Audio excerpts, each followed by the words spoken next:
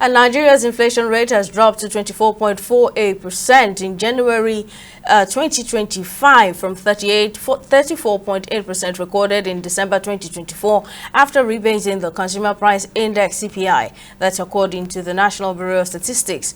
In a statement addressing the CPI report for January 2025 on Tuesday, the NBS disclosed the rate represents an increase of 18.12% compared to the 29.9% recorded in January 2024.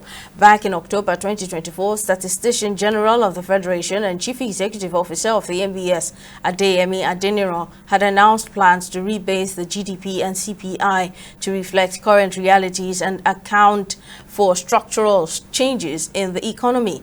According to the NBS report, the food inflation rate stood at 26.08%, down from 39.84%, while the core inflation rate dropped from 29.28% to 22.59%.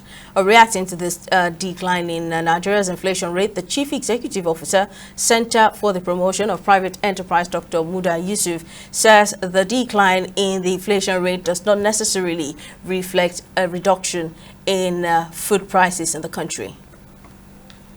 There was the two major base effects.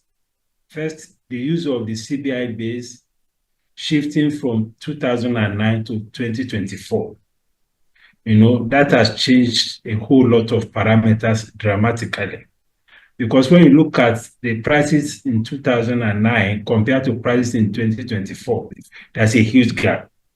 So now that the CPI computation is based on the benchmark price of 2024, that has narrowed the gap significantly when you are looking at differential in prices in 2025 to 2024.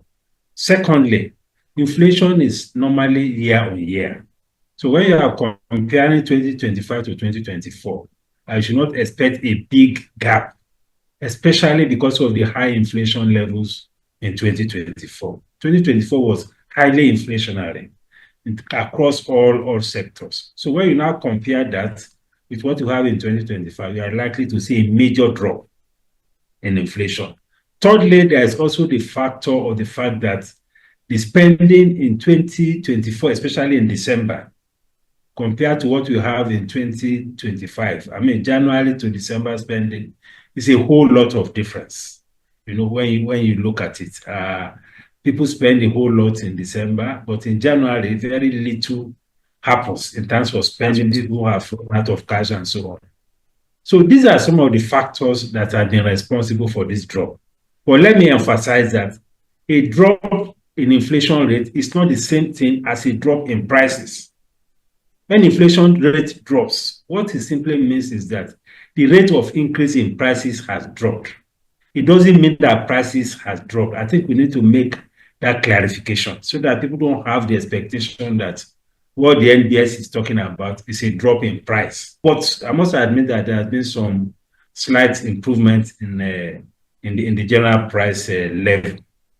At least between the last few years, of course, you have issues of the fairly good level of stability in the exchange rate. That has contributed, but inflation is still a major issue.